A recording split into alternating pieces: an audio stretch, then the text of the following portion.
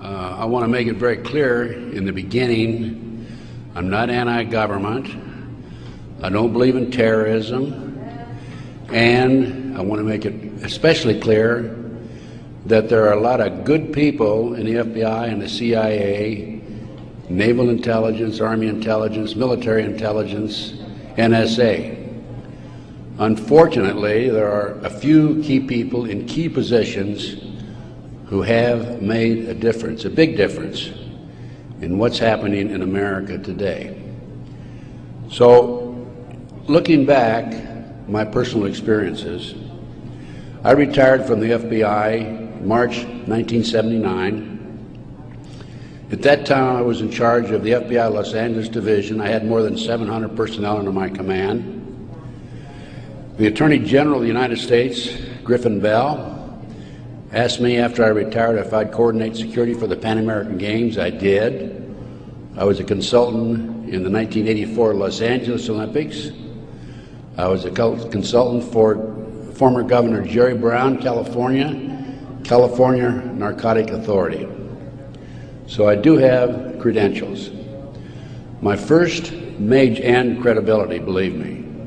Now, if you read the internet, you may not think so, because there are some heavy-duty FBI informants out there like Stu Webb and Barbara Hartwell, who are MKUltra mind control victims, CIA mind control victims, who are making all kinds of disparaging remarks about me. But I don't want to deal with those people, because if you read their material, you'll see that it's designed to discredit people like me, former State Senator John DeCamp, and other leaders who are trying our best to expose what's happening in America today, and actually around the world.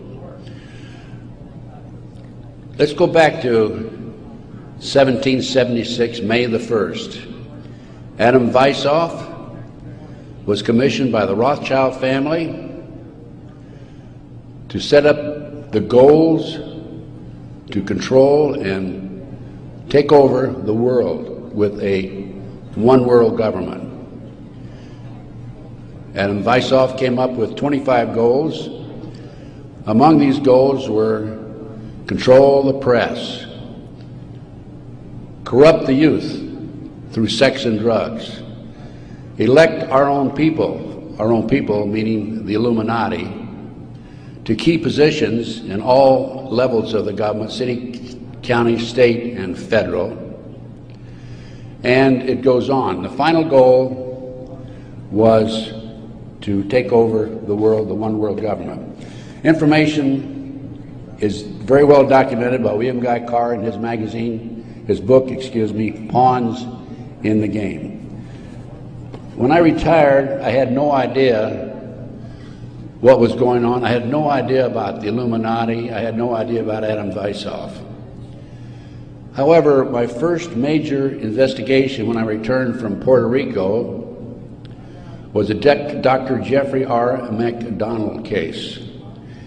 He's a former Green Beret doctor who was convicted of murdering his wife and 2 children at Fort Bragg, February 17, 1970. He'd been tried and convicted and sentenced to 3 consecutive life sentences. I was asked by the defense team to investigate the case because they claimed that Dr. McDonald was innocent. I said I would, but if I learned that he murdered his wife and 2 children, I would discontinue my investigation, no longer become involved. I want you to know I'm still working for Dr. McDonald. He is an innocent man. Now, once I became involved in the case, I had to read everything, and I learned that evidence was lost, evidence was stolen, evidence was altered. An FBI agent, Paul Stombaugh, lied before the grand jury. And most important of all, Colette, the wife, had skin where she had fought off the assailants under her fingernails. That skin was handed over to William F. Ivory, the chief investigator for the Army, and it has disappeared. 10 months into the case, October 25, 1980, I through a series of circumstances, I don't have time to go into the details now, obtained a signed confession from one Helena Stokely. I had 3 sessions with her, 10 days each, total of 30 days. Helena told me that Dr. McDonald did not commit those crimes, that they were committed by her satanic cult group. And I said to myself, what's this all about? I don't know anything about Satanism. I read about it in the Bible, of course, and that's about it. But as I delved into the case, I learned that drugs from Southeast Asia were being flown into the United States to various military bases in plastic bags in the bodies of the dead GIs. I further learned from Helena that her satanic cult group was involved in distributing these drugs up and down the East Coast. They were mad at Dr. McDonald because he was abusive to the cult members and the GIs who went to the civilian hospital where he was moonlighting for relief of some sort. So they went in and attacked him that night. There were a total of 7 involved in the crime. She named them all for me. Right now, today, I know where some of them are located. But to further check and document this, I went to the UCLA library, and I found out, in fact, in the Time magazine, January 1, 1973, there was an article about bringing drugs in plastic bags in the body cavities of dead GIs. There was no question in my mind Helena was telling the truth. I gave her a polygraph test and she passed. I had her examined by a psychiatrist and she passed. And as a matter of fact, the government themselves had given her a polygraph examination early in their investigation before I entered the case. And Byzantine, the Army polygraph operator, said that she thought that she was telling the truth. She thought she was there that night. Now, the most recent series of events in the McDonald case, now I'm telling you a little bit about the McDonald case because that's what woke me up as to what was going on. It was after that I started researching and went back and found out about the Illuminati. Illuminati/Satanism. It was after that I learned considerable more about what was going on. And the most recent information, Dr. McDonald, who's been in the penitentiary for some 25 or 26 years now, appeared before a parole board just 2 days ago, his first that he's ever appeared before a parole board. And the reason he had never appeared before is because, in his opinion, had he appeared before, it would be an admission of guilt. In this particular instance, he still claimed he was innocent, but he did appear before the board because he's a newlywed individual with a woman named Kathy. And of course, if you read the papers in the last 2 days, his parole was turned down, and the parole board made him eligible for another hearing in 15 years. This poor man not only lost his wife and 2 children, he has served 25 years in the penitentiary and another 15 years to go. He's 61 years old. I am still working the case. What are the latest developments on the case? In 1997, the judge, federal judge, agreed to do DNA tests. And they chose 15 individual pieces of evidence to be examined. However, the judge said that when you open the evidence envelopes, only the prosecutor can be present. Well, they opened the evidence envelopes. The prosecutor did. How many do you think were empty? 5. 5 evidence envelopes were empty. The skin under Colette's fingernails would have established Dr. McDonald's innocence alone.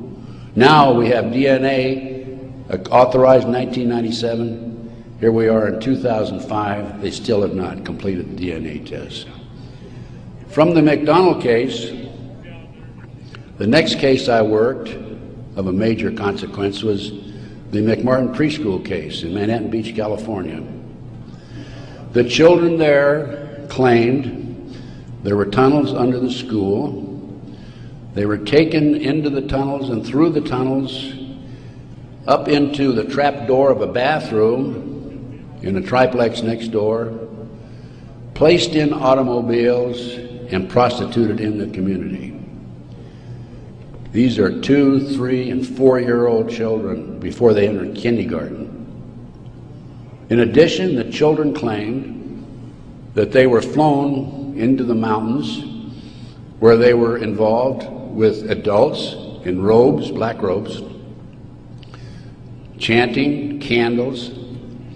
They talked about the brown babies who were cut up, actually sacrificed. And in checking into this and researching this, of course, this was obviously a satanic ceremony. The McMartin family, who owned the preschool, they were tried of Ray Buckey and his grandmother. The grandmother was acquitted, hung jury on Ray Buckey. The second trial, another hung jury.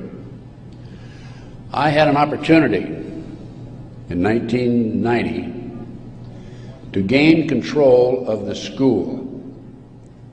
Now, the school had been given to Danny Davis, the defense attorney, and he had sold it, even though he made $15 million on the case, by the way.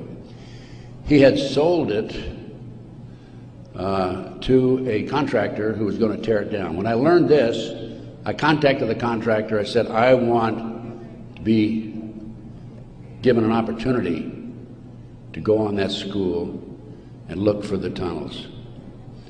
The authorities had looked for them in 1987. They said they could find no tunnels. Along with some of the parents, we hired Dr. Gary Stickle, UCLA archaeologist.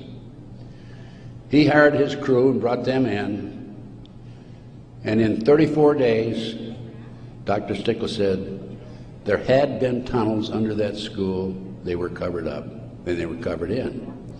An informant of mine told me that there was an abandoned satanic site in Crestline, California, up in the mountains. I went up into the mountains and obtained photographs, of the site. I have a lecture that I give where these pictures are available. It's called Gunderson Chronicles #2. It's a 4-hour lecture that I gave in Kansas City a number of years ago, which shows this abandoned site and also pictures from the McMartin Tunnel school dig. From there, I became involved in another case, very frightening case, because I established, with the help of people like John DeCamp, former state senator in Nebraska, that we have in this country today a covert military criminal enterprise, government enterprise, primarily by U.S. military intelligence, that is operating full throttle, and everybody refuses to investigate it. In the Nebraska case, it's called the Franklin Cover-Up. This is the book here that John DeCamp wrote, by the way. It's all documented in there. And in that particular instance, they were taking children out of foster homes, orphanages, Boys Town, driving them from Omaha, Nebraska to Sioux City, Iowa, 184 miles away, placing them in private jets and flying them to Washington, D.C. for sex orgies with prominent people, including congressmen, senators, and certain people in the White House. It's well documented. I have personally talked to Paul Benassi. I had a 5-hour interview with him. It's a tape that's available. I don't have it with me here, but you can order it. I have a 5-hour interview with Paul that he gave me in 1993. Paul told me how he was used.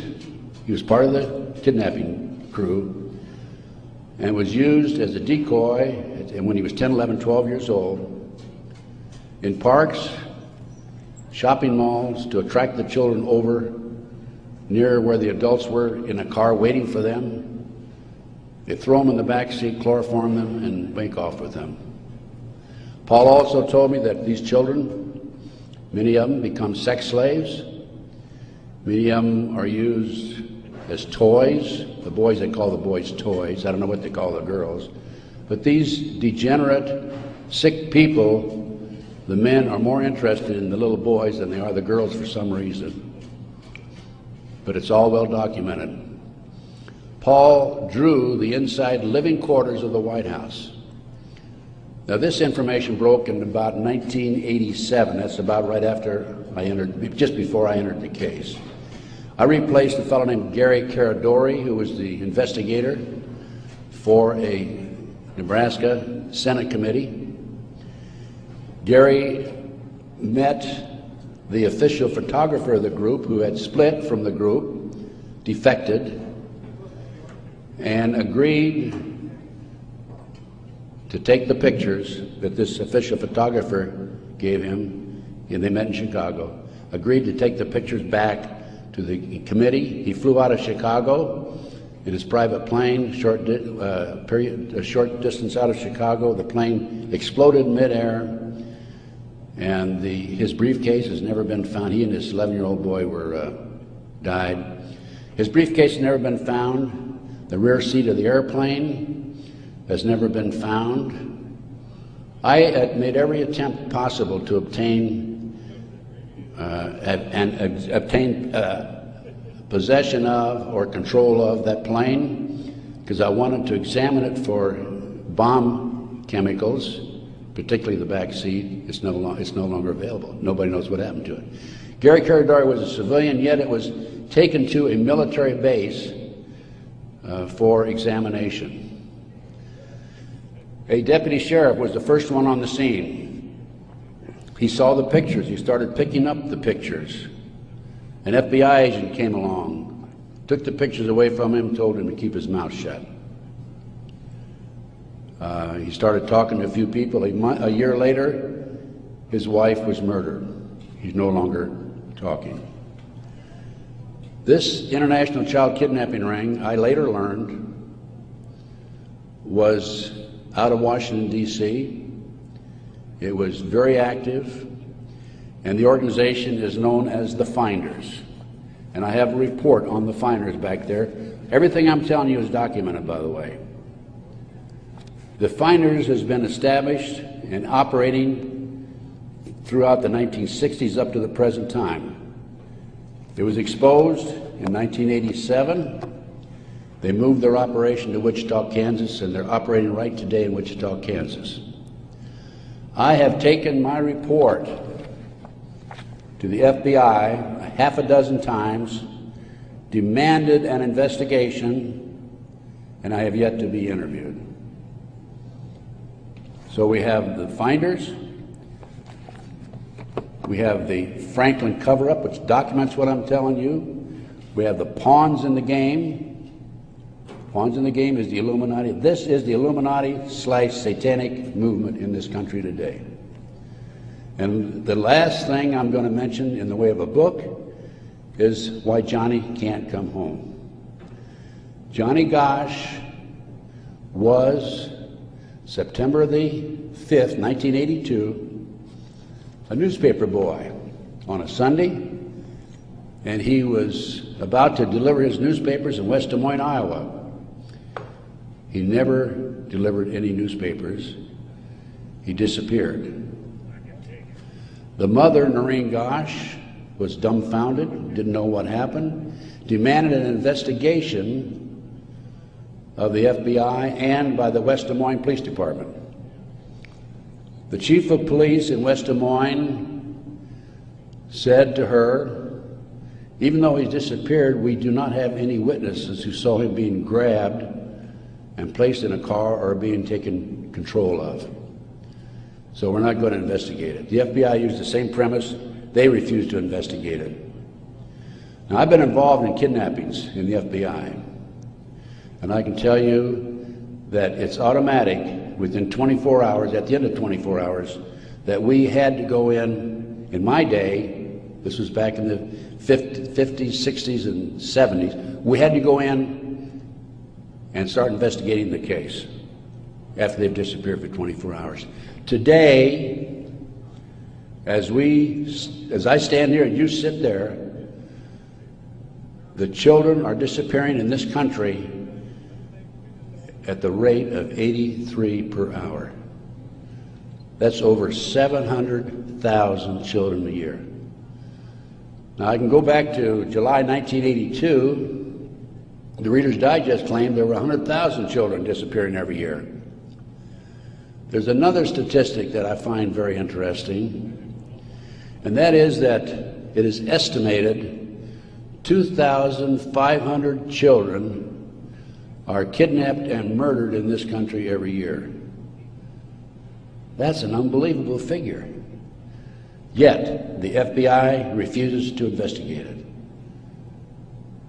Now, after the Nebraska case, and part of the Nebraska case, most recently, we have a young man named Jeff Gannon, who has appeared in the White House using a fraudulent press pass. This has happened within the last month. Certain people in the White House were questioning him and were suspicious of him because when he would engage in a press conference with the president, President Bush, he was asking what they called soft questions. Soft questions meaning the president would have an answer for them, he'd look good. Somebody started checking into his background. They learned that he was actually an individual named Jim Guckert. This is all on the internet, by the way.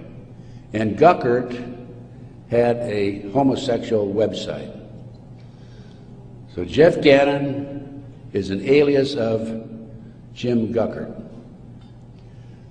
Now his picture appeared in the internet, and he is believed to be Johnny Gosch, who was kidnapped September the 5, 1982. The mother, Noreen Gosch, who wrote this book, Why Johnny Can't Come Home, I have a 2-hour interview with her on video, available again if you want to check my order blank. She did not sit still for this. Can you imagine if the 83 mothers of children who disappear every hour would do what Noreen Gosch has done? We wouldn't have this problem today. She went to the FBI, demanded an investigation. They refused to investigate. The police refused to investigate because the case tied into the Franklin cover-up. Some of our top politicians in the country, leading businessmen, Harold Anderson was identified by the children, past publisher of the Omaha World Herald. The head of the Nebraska Forestry Service was identified by these children. There 80 children came forward in this Nebraska case. And it goes, as I said, right up to the White House. In 1987, according to Paul Bonacci, he was furnishing toys, or little boys, young boys, to the sick people, certain sick individuals in the White House itself. I have the names of some of these people. No need to mention it here. Some of them are mentioned in the Franklin cover-up. But it does appear that Jeff Gannon is, in fact, Johnny Gosch. Noreen Gosch, the mother, has looked at the pictures. She believes it's Johnny Gosch because he has a scar on his right cheek about the size of a nickel. It's white. Gannon has a scar there also.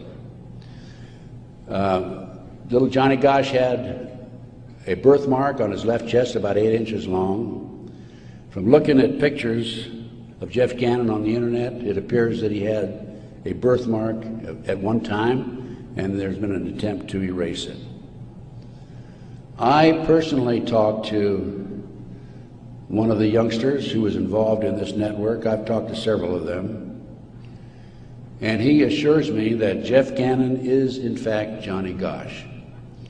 Well, how did Johnny Gosch get from West Des Moines, Iowa, 12 years old, all the way with a phony press pass into the White House as of a few weeks ago? Well, what happened to Johnny is that he was transported from West Des Moines, Iowa to Sioux City. He was placed on a farm for 3 weeks, sexually molested. He was taken to the mountains in Colorado, placed in a cage in a house of some sort, or a cabin, and then later he was used as a sex slave.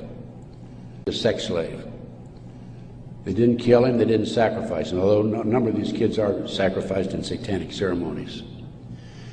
Now, he escaped with another young man. They stole a car, and in 1997, Johnny knocked on his mother's door at 2:30 in the morning, Noreen Gosch, and said he wanted to talk to her. He was there with another young boy. He came in, he told Noreen, he says, "Mother, I was kidnapped. I've been placed in a covert military CIA-controlled, mind-controlled project and used as a sex slave." He said, "I can't come forward at this time because they will kill me." And then he left. Noreen says that's the last time she talked to him, 1997. Now, several years after that, a girl named Burns, who was a producer for 2020, decided to do a story on the Johnny Gosch kidnapping and the Nebraska case. And she interviewed me. In fact, I spent 5 days with her, gave her the benefit of all my research, which is available to you folks also. And then she got a lead that Johnny was hiding out on an Indian reservation in northern Minnesota. She went there and flushed him out, and he basically went into hiding, and now he shows up at the White House. He was a mind control victim. If you don't know anything about MKUltra mind control program, it came into this country through the German scientists after World War II. They were involved with the Nazis during the war and prior to World War II in developing robots and individuals to be used on command for anything that they wished, including assassinations and other nefarious activity. The MKUltra program, CIA mind control program, was investigated by Congress in 1987. Congress said, CIA, you got to quit doing that. You're bad boys. And they said, we will quit. Don't kid yourself. It's very active today. There are people like Barbara Hartwell out there who are mind control victims. She's another one who's been bashing me. I must be doing a pretty good job because I wouldn't have these people criticizing me on the internet like they do. And of course, it doesn't bother me in the least. But going back to the Nebraska case and MKUltra, a lot of this training took place at Offutt Air Force Base in Omaha, Nebraska, which was Strategic Air Command headquarters. You recall after 9/11, the president flew to, I think it was to south, someplace in Louisiana or New Orleans, and then he flew to Offutt Air Force Base in the afternoon of September the 11th, 2001, and they had a party there that morning at 9:30 in the morning. He missed the party. He was sorry he missed the party. Warren Buffett was there, by the way. And the MKUltra program has been very actively administered, not only at Offutt Air Force Base, at Fort Bragg, North Carolina, the place where Dr. McDonald's family was slaughtered in 1970.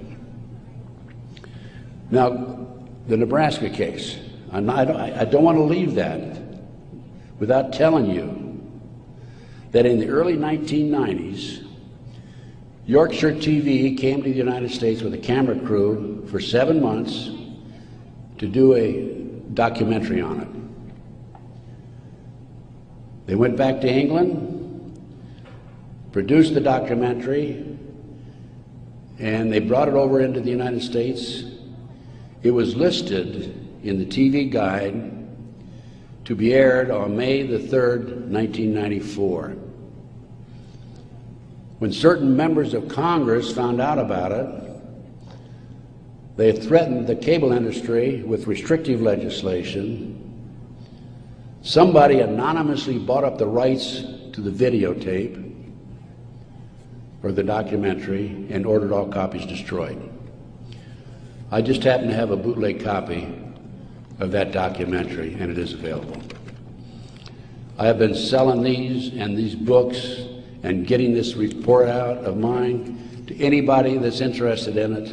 And by the way, I have a 5-package deal for you at about a 15% discount, 15 to 20% discount if you buy all 5 items.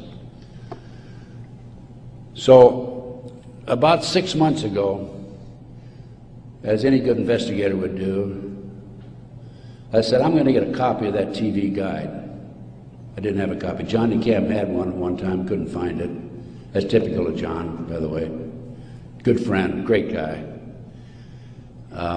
And so I said, I'm going to get my own copy. So I wrote to TV Guide people, and I received a copy of the TV Guide for May 3rd, 1994. 10 p.m. Discovery Channel. It's not listed. A nature show is listed instead on the new reprinted edition. I'm not going to be outfoxed by these people. I went to the Los Angeles Times TV log. It's listed, Conspiracy of Silence.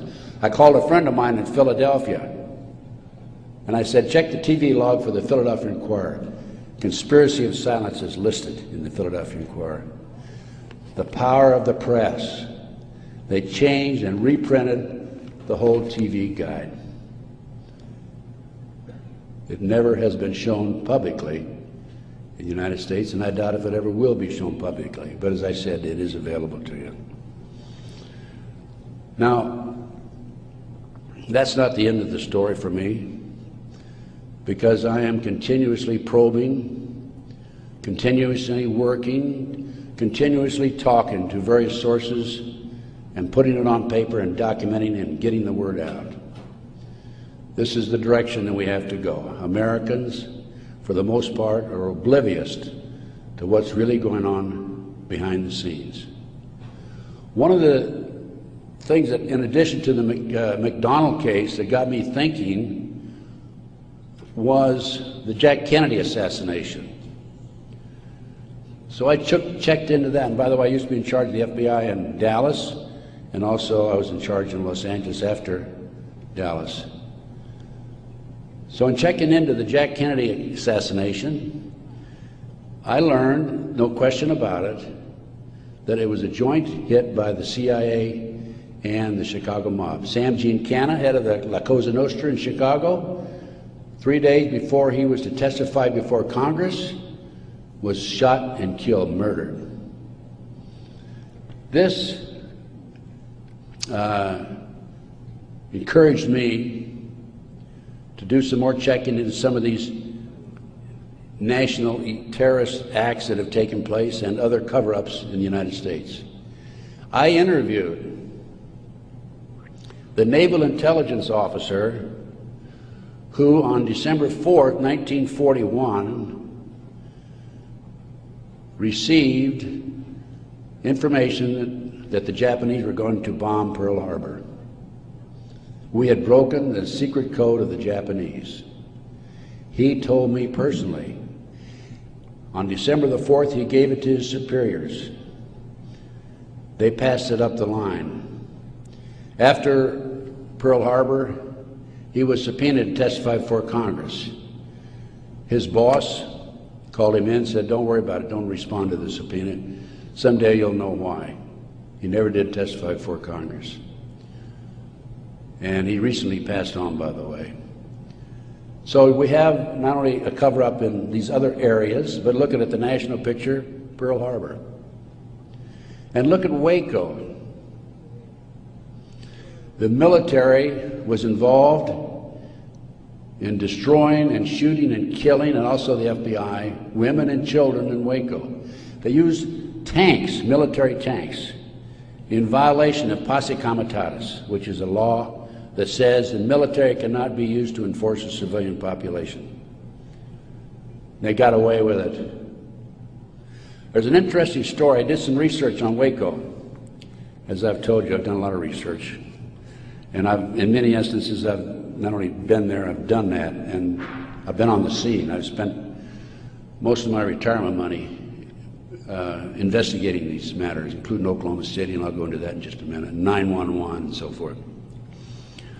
But in Waco, there were 4 BATF agents who were shot and killed. Some of the Branch Davidians were tried, sentenced for these, quote, murders, and are serving prison terms today, probably for life. In researching the 4 BATF agents who were shot, I learned every one of them was shot in the head. Now, for those of you who have been in the military, that's a sniper shot. No question about it. One of them, the bullet, the trajectory of the bullet was from above, down through his lip, and into his body. Probably from a helicopter. It's interesting to note that these 4 men, BATF agents, at one time were all bodyguards for former President Bill Clinton. That was Waco. Ruby Ridge. Randy Weaver was set up by a BATF, Bureau of Alcohol, Tobacco, and Firearms, informant. He bought a shotgun that was about 1/4 of an inch too short by law. They arrested him and served him with a warrant. He refused to appear before the courts, and they sent an army after him. Horiuchi, the FBI sharpshooter, shot and killed his wife while she was standing in the doorway. He used to brag about what a great shot he was. Another instance where they tried to railroad a good, loyal American who fell in a trap. And then we have the 1993, continue with the great conspiracy. I call this a great conspiracy, and that's what it is. Car bombing of the World Trade Center. I have a copy of the New York Times, October 28, 1993, and in the article, this was reporting from the trial that took place, an FBI informant named Salam, who was in among the terrorists, testified that he was commissioned by the terrorists to put the bomb together, the car bomb together, to bomb the World Trade Center in February 1993. And fortunately for him, when he met with the terrorists, he wore a body mic, so he could record every word that was said. Unknown to the FBI, when he met with the FBI, he also wore a body mic. That was probably what kept him from being set up and framed and sent to prison. This is actually in this newspaper article. He went to his FBI superiors, says, "I've been commissioned to put the bomb together. We're going to use a dummy bomb, aren't we?" And he was told by his FBI superiors, "No, we're going to use a real bomb." Now, I don't understand why Congress and Senate, investigators, and our leaders in Washington, D.C. are not jumping up and down over that situation. The FBI not only knew in advance of the car bombing, they furnished the ingredients for the bomb. Why doesn't somebody take some action in that area? Why doesn't somebody investigate this international child kidnapping ring being operated by the CIA? Why are these congressmen voting on bills like the Patriot Act, which takes away many of our constitutional rights and civil liberties in the best interests of, quote, protection for our country and protection from the terrorists? Let me tell you something, ladies and gentlemen. There are people in our government, a rogue outfit, whatever, I'm not sure, who are actually behind these terrorist acts. And the reason they're behind the terrorist acts is so they can pass bills like the Patriot Act And the reason the congressmen and the senators vote for these stupid bills, stupid by our terms and our definition, is because many of them have been set up and framed through sex and drugs. So then we have Oklahoma City, 1995. I personally made 2 trips to Oklahoma City. I investigated Oklahoma City. Because of my report, the defense attorney for Timothy McVeigh sent 2 of his investigators to interview me. I spent 4 hours with them.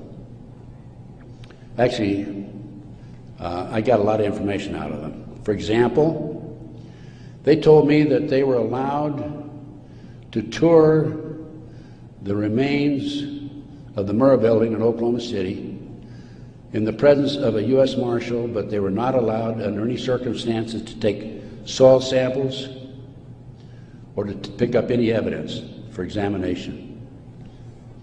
Stephen Jones was their attorney. I heard that they were going to tear down the building. Now, you can trace bombs through what they call the taggants, the chemicals. When I heard this, I called John DeCamp.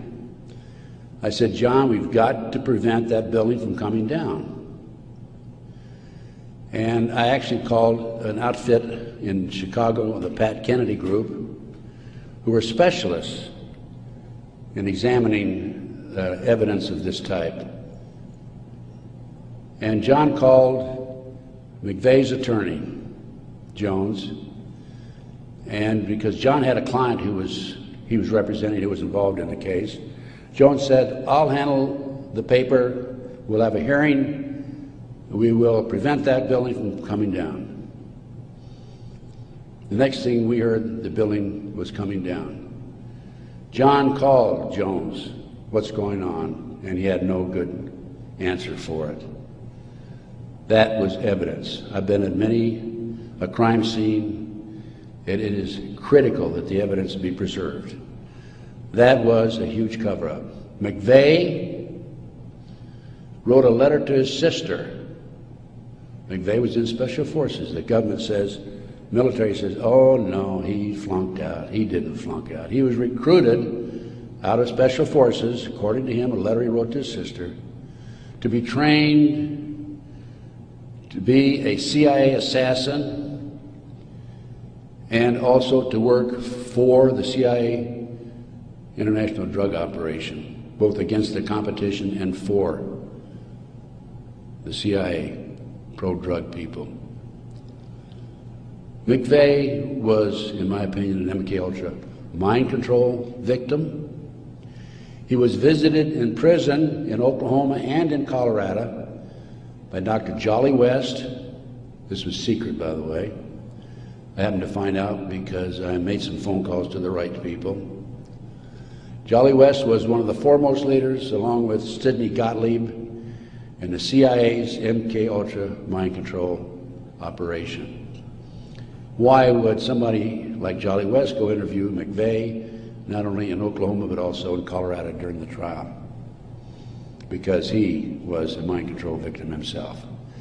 At one time, it was reported, I think in the U.S. News and World Report, that McVeigh had a microchip in his buttocks. Our military reportedly have been using microchips to keep track of their soldiers. The bomb in the truck allegedly was a fertilizer bomb. The government first announced that it was a 1,500-pound bomb and then a 2,500-pound bomb, and I think it ended up being 4,800 pounds. That bomb that was in the truck destroyed half the building. A 4,800-pound fertilizer bomb, ammonia nitrate fertilizer bomb, dissipates and did not have the potential, the possibility of destroying that much of the building. After the Oklahoma City bomb went off, I had a call from a friend of mine, Michael Riconosciuto. For those of you who are making notes, look up in the internet, Riconosciuto. Michael Riconosciuto. I've been working with Michael since the early 1980s, 82 is when I first met him. He was a CIA agent, operative for some 2 decades. He was also an FBI informant at one time. His father owned the Hercules Manufacturing in Silicon Valley, California. Hercules Manufacturing developed what is known as the electro-hydrodynamic gaseous fuel device, which is a highly classified bomb. The bomb was actually manufactured by Dyna Nobel out of Salt Lake City. Now, Michael, in the meantime, is in jail now, right today. In fact, I talked to him yesterday because he started to talk before the Brooks Committee about a very interesting case involving the PROMIS software. The PROMIS software was in a computer operation that developed all kinds of intelligence information on you and I and every citizen in America. The Department of Justice leased it for 2 years. At the end of 2 years, they refused to pay Bill and Nancy Hamilton the $10 million they owed them. Then the Department of Justice, through Earl Bryant, past president of United Press International, took that computer and sold it around the world. Sold it to the French, to the English, Israelis, the Canadians. Unknown to these foreign countries, the officials in these foreign countries, there was a trap door in the computer. Very clever, huh? A trap door secretly allowed us, the U.S. government, to retrieve all the information they developed. Michael Riconosciuto was the CIA agent who developed the trap door in the PROMIS software computer. And when Congress started to investigate it in the late 1980s, they called on Michael, and we want you to testify. Michael received a threatening phone call 2 weeks before he was to testify. He claimed from a fellow named Vietnix, Peter Vietnix, U.S. Department of Justice, if you testify, you'll be sorry. Michael testified anyway. A few weeks later, was arrested for drugs, is now serving a 30-year prison sentence because he dared to expose these nefarious activities by this rogue criminal enterprise operating within the confines of the U.S. government. I got off a little on, I gave you a little background on Michael. Going back to Oklahoma City now, I want you to understand who Michael is. He's not some guy walking down the street with a grocery basket looking for a recycling center, okay? He has credibility. Now, Michael called me right after the Oklahoma City bomb went off, and he said, Ted, he called from prison, by the way, that's my bomb, meaning that Hercules developed it. That was not an ammonium nitrate bomb. Now, when that bomb was tested in 1982, I happened to be with a group of intelligence agents in Palm Springs waiting for the results of that test. It was tested in Area 51. It was underestimated because the power, it was so powerful that 2 of the technicians died. They underestimated the strength of it. This, I'll call it a barometric bomb. This barometric bomb, according to Michael, was what was in the car, not a fertilizer bomb. I have an Oklahoma City report on that. So what did I do as an investigator? Well, I went to the Pickaninny Arsenal in New Jersey, and I gave them the contract number, which I obtained through a science magazine. One of my associates actually did the research on that. And I gave the Picatinny Arsenal the contract number. This is public, available to the public, by the way. And the Picatinny Arsenal came back and said there's no such contract here, even though I had the contract number. By the way, that's documented in my report. And I went to Dyna Nobel, who I knew manufactured it, and they didn't even bother to respond. It's interesting to note that a Dyna Nobel expert witness testified at the grand jury when they indicted McVeigh. In September of 1995, some 5 or 6 months after the 19th of April, 1995, Oklahoma City, In September, there was I lost my train of thought there for a minute. Oh, there was an article in Fireman's Magazine. It was written by the editor of Fireman's Magazine. The information was obtained from the Oklahoma City Fire Department. And in that article, again, that's in my report, in that article, it states that 4 unexploded devices were taken out of the building. When people were in the building after the bombing, dying, they discontinued the rescue efforts for some 5 hours while they carried out a bunch of government files, men in blue suits of some sort, sweatsuits. So what I'm telling you is Oklahoma City was perpetrated by certainly people other than McVeigh and Nichols, and now Roger Moore, if you read the paper recently, the gun dealer who claims that he was robbed of his guns in Arkansas and that money was used to finance the Oklahoma City bombing. Roger Moore has been accused by Terry Nichols of being involved in it.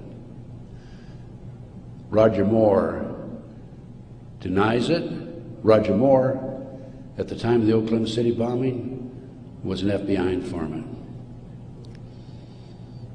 I had an inside investigator in Oklahoma City tell me that there were at least 11 other individuals involved in Oklahoma City. Okay, that brings us up. We've gone through Pearl Harbor, Waco, Ruby Ridge, car bombing 93, Oklahoma City 95.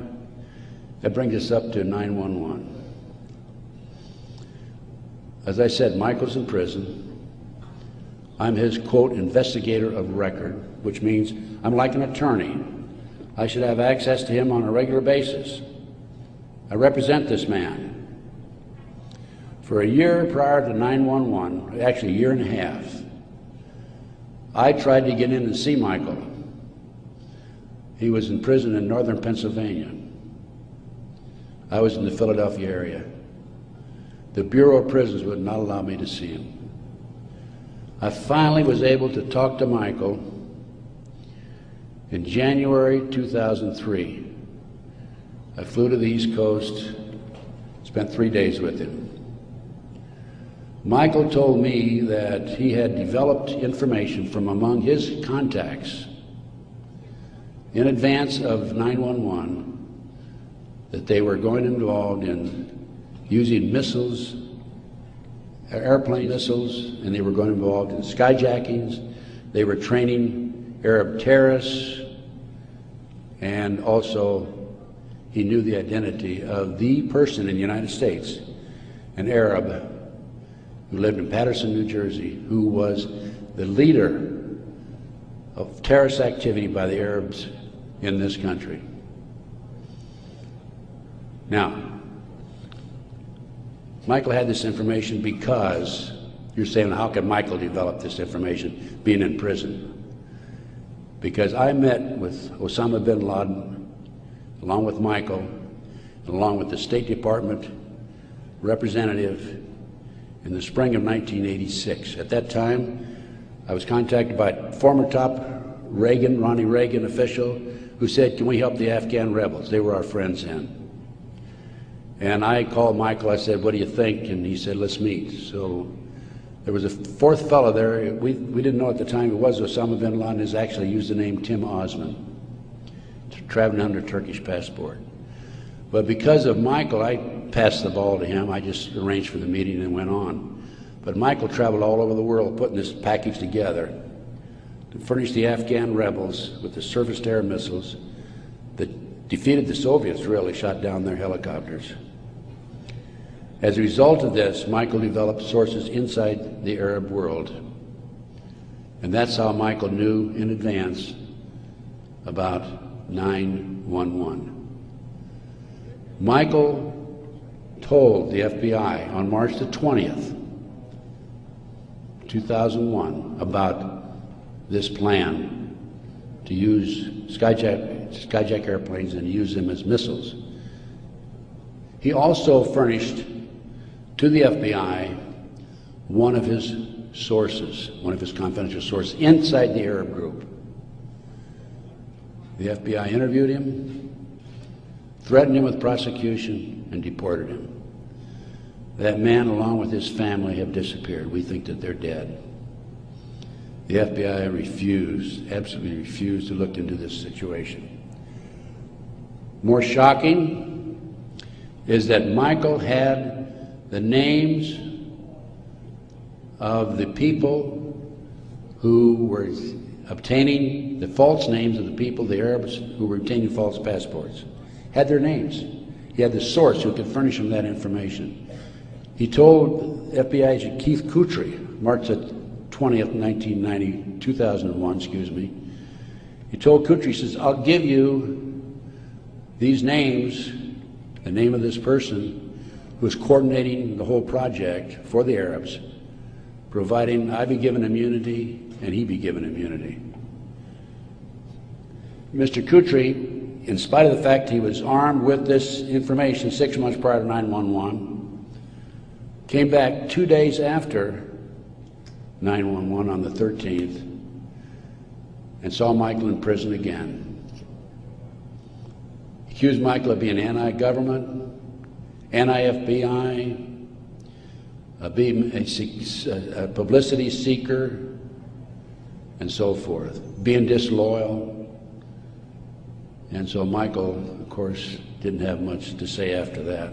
Michael's still in prison, as I said. But we had this information, the FBI had this information, did nothing with it. Kutry admitted on September the 13th, admitted that the FBI did nothing with it.